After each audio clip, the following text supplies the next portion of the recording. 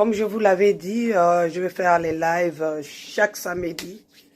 Si possible, chaque vendredi et le samedi, je poste les lives. J'ai vu les amis qui m'ont écrit pour me dire Maman Charlotte, tu nous as attaqué trop, tu condamnes un peu les hommes, mais il y a des femmes aussi qui ne sont pas bien. Mais bien sûr, on le sait, il y a des femmes qui ne sont pas bien, mais vous êtes des piliers de la maison. Donc, vous êtes le gouverneur de la maison. Je n'ai pas à condamner vraiment les femmes. C'est d'abord vous qui les mariez. Vous qui les mariez, c'est vous qui devrez faire attention à elles. C'est ça. On ne peut pas condamner les femmes parce que, bon, la femme, c'est la femme. Hein? La femme, c'est la femme. Tu ne peux pas la condamner trop. Mais il y a des choses dont on va parler. On va les condamner aussi. Ne vous inquiétez pas. Ne vous inquiétez pas, on va parler de ces femmes-là qui viennent là, qui détruisent les vies des gens. En tout cas, comme je vous avais dit la fois passée, j'ai parlé du mensonge. J'ai parlé de l'infidélité, j'ai parlé du chantage, j'ai parlé des gens qui insultent leurs femmes, de la possession, des trucs comme ça. Donc vous avez entendu? Yeah. C'est vice-versa. Quand je parle des hommes, entre guillemets, je parle aussi des femmes. Yeah. Il y a des femmes qui sont comme ça, donc on fait avec les femmes, avec les hommes. Parce que vous êtes des gouverneurs. C'est pour ça. C'est pour cela. Donc, on s'est arrêté par là-bas. Cette chose qu'on doit pas tolérer dans un mariage. Je vous les avais cités. Voilà, ici, je vais parler de 3 choses clés du mariage. Les 3 choses clés du mariage. C'est quoi? C'est le dialogue, la discrétion et la prière. Voilà, dans un couple, il doit avoir les 3 choses que j'ai citées. Le dialogue, il faut dialoguer avec le monsieur. Il faut dialoguer avec madame. Si vous ne dialoguez pas, voilà, les choses mauvaises peuvent arriver dans votre maison. Toujours le dialogue. Parlez, dites ce que vous êtes en train de penser.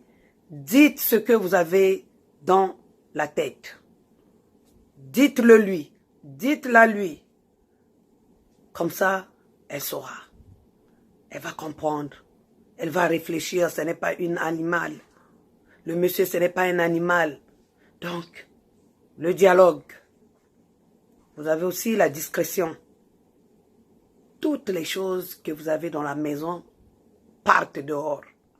Si ça ne va pas chez les copines, ça va chez la belle famille. Si ce n'est pas la belle famille, ça va chez ma famille. Ah non. Le mari a fait ceci, la femme a fait cela, le mari est rentré hier tard. Voilà la femme qui appelle la famille du mari pour raconter ça. Pas de discrétion. La femme m'a mal parlé, a mal parlé à son monsieur. Voilà, le monsieur qui commence à raconter ça à sa soeur, soit à son frère. On ne va pas l'aimer dans ta famille. On ne va pas l'aimer, vice-versa. On ne va pas aimer ces gens-là. Toi, la femme, on ne va pas t'aimer dans la famille du monsieur. Toi, le monsieur, on ne va pas t'aimer dans la famille de la femme. Oh, il m'a insulté. Oh, elle a insulté notre maman. Oh, ceci, cela. Comment on va aimer une femme comme ça dans un foyer? Pas de discrétion. Le mari veut aller acheter une voiture demain, dit à sa femme, ou dit, la femme dit au monsieur que je vais aller acheter. Tout le monde le sait. Le lendemain, quand ça arrive, bon, tout le monde le sait. Tout le monde sait que le mari va acheter ceci, la dame va acheter ceci. Pas de discrétion, ce n'est pas bon. Et puis dans un couple, si vous êtes ensemble, il faut aller prier ensemble. Écoutez la parole de Dieu, vous deux. Ce n'est pas que le mari est donc témoin de Jéhovah et la femme est catholique, soit protestante. Alors moi, je vais aller chez les baptistes. Hein. Ben non, moi, je vais chez les catholiques. Vous deux, vous n'écoutez pas la même parole. Comment vous pouvez avancer dans votre vie?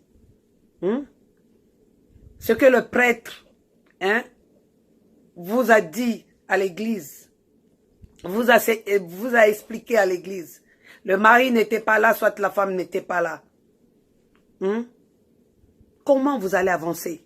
Comment vous allez avancer?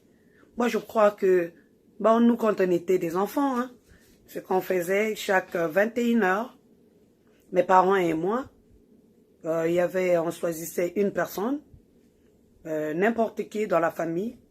Donc, c'était une petite rotation. Aujourd'hui, c'est mon grand frère. Demain, c'est un tel, et moi, et tu vois là. Et on prêchait dans la maison, on prêchait. Quand on ne comprenait rien, on demandait à maman et puis maman nous expliquait avant de prêcher. Et on choisissait des chansons qui allaient avec les versets bibliques. Et voilà, c'est ça qu'on faisait. Et tout le monde écoutait. C'est comme ça que nous, on a gardé la prière en nous. Moi, je sais ce que c'est la prière. Vous ne voyez pas comme ça, moi, je connais Dieu. Et je sers Dieu en toute sincérité. Donc, vous aussi, les trois choses, les trois clés qui englobent le mariage, il ne faut pas les oublier. Le dialogue, toujours dialoguer. La discrétion, toujours être discret. Ne racontez pas n'importe qui à n'importe quoi à n'importe qui. Voilà. La prière du soir, la prière du matin. Il y a des gens qui sont partis, qui sont sortis, qui ne sont jamais revenus. On les a vus ici, même à Columbus. La prière, c'est la clé nécessaire. La clé très importante pour un mariage aussi. Vraiment, prier sans cesse, c'est ce que Jésus-Christ nous a dit. Je vous laisse la paix, je vous donne la paix, je vous laisse la paix. Je pars auprès de mon Père, mais je vous enverrai l'Esprit Saint qui viendra vous guider. C'est ça, non? Ben, il y a des pasteurs qui me suivent, donc c'est ça. Il y a des gens qui connaissent la Bible, ils savent de quel verset dont je suis en train de parler. Voilà. Aujourd'hui, c'est samedi, je ne vais pas vous prendre trop de temps. On va faire beaucoup de choses ensemble. Pour les gens qui ne se sont pas abonnés, abonnez-vous massivement. Abonnez-vous, comme ça je vais faire des lives. Si vous avez des questions à poser, à ce moment-là, je vais vous répondre automatiquement, du tic au tac.